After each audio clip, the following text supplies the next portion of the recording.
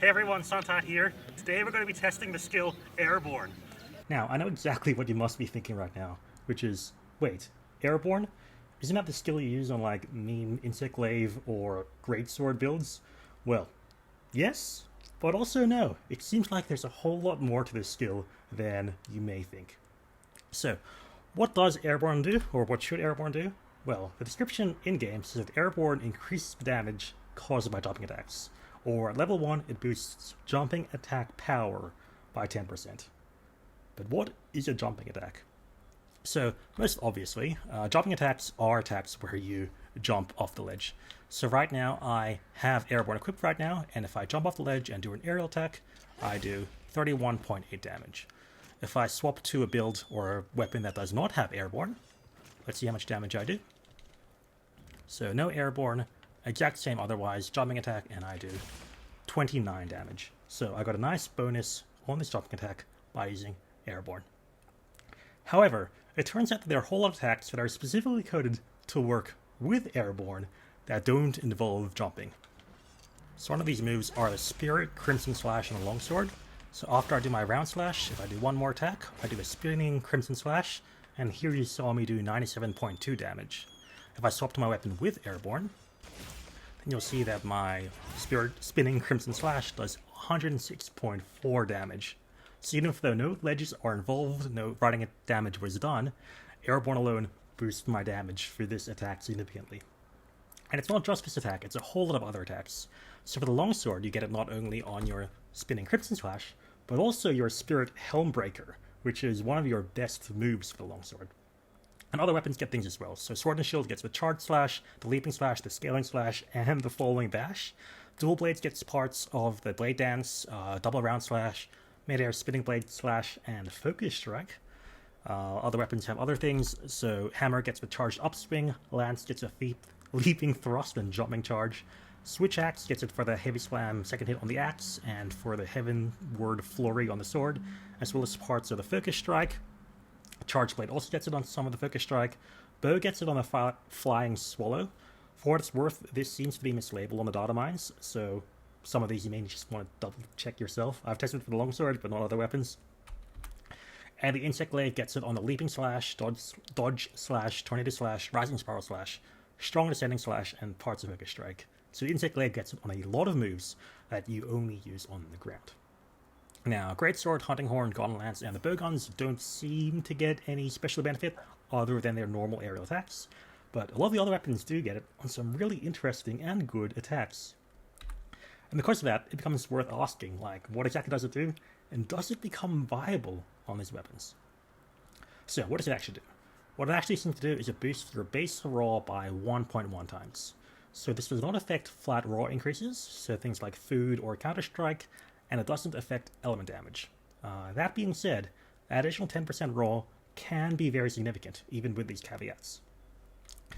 So when we want to put it in our build, the one main way we'll put it in is via decoration, since it's a weapon skill.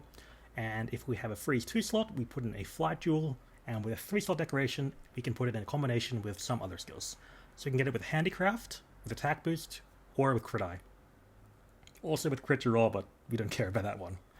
So whether or not it becomes more effective in these situations than what else you might put on, say for example crit boost, depends on a few different things. It depends on your affinity, your bonus raw already, how many decorations you may use, and as such, what I ended up doing was I drew a whole bunch of phase diagrams for the best combination of decorations you may want in all of these different combinations.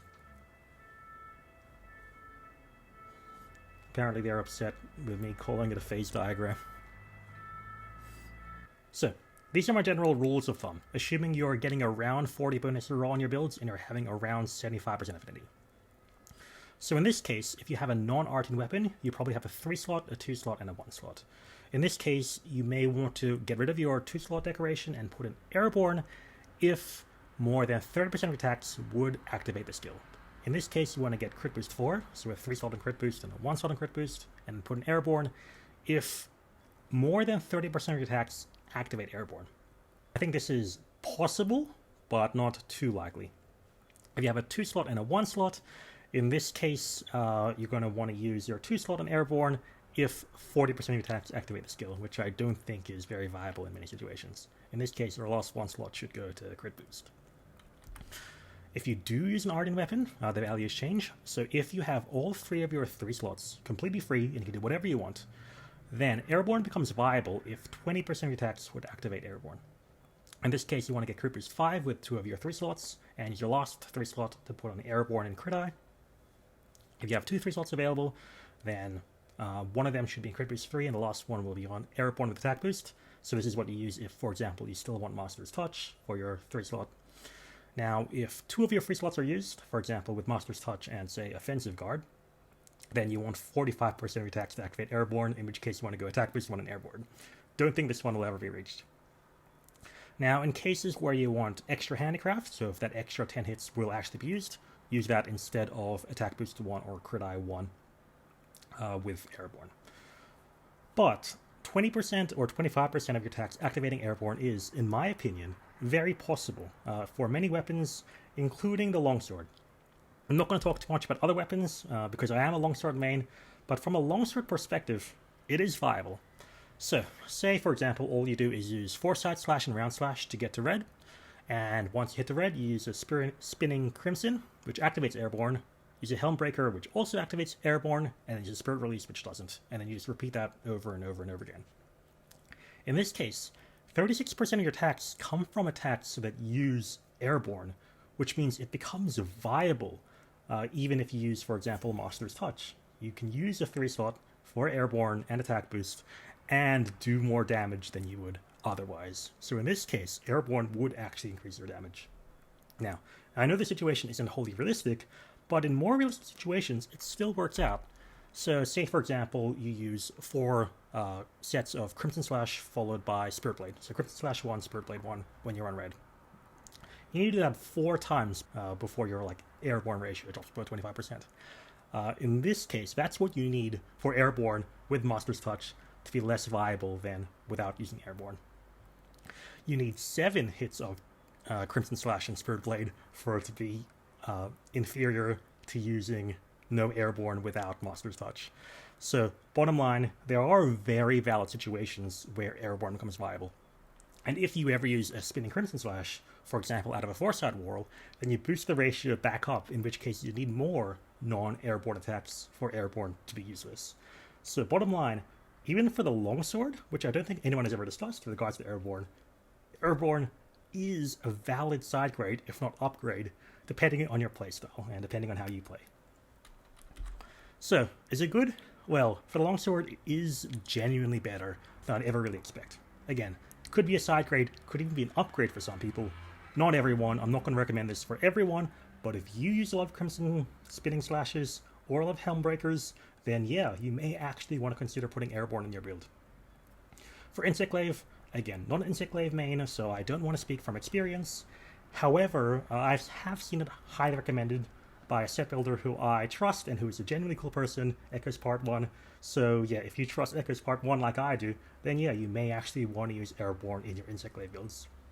For other weapons like Dual Blades, Sword and Shield, and Switch Axe, which do have a lot of attacks but do use Airborne, I don't know. I don't want to speak with authority on weapons. I don't play very much, so in this case, you can tell me. You tell me in the comments below. Do you actually use a lot of these attacks very often in your playstyle? So yeah, summary and conclusions. Airborne boosts the raw damage you do for some specific attacks. Not only aerials, but many attacks where your character physically jumps in the air. But also not all of them. So, I didn't say this, but the Longsword has the lateral Fate Slash, or also the normal Fate Slash, where your character does seem to jump, and this does not activate Airborne. So, it's on a case-by-case basis. You just look through data mines to test that yourself. But, depending on your decorations, Airborne is ideal if more than 20 to 40% of your attacks activate Airborne. And this probably occurs for Insect Glaive, may occur for the Longsword, and other weapons as well. You tell me, and it's probably playstyle dependent. So yeah, with that being said, I'd like to thank all of you so much for watching. I'd like to thank all of my Patreons, especially Jack Bingham and Lumavolt, who are my highest Patreon tier. If you want to join this list that is ever expanding and slowly stretching the PowerPoint further and further, please sign up on Patreon below. But otherwise, I will see you all in the next one. Bye.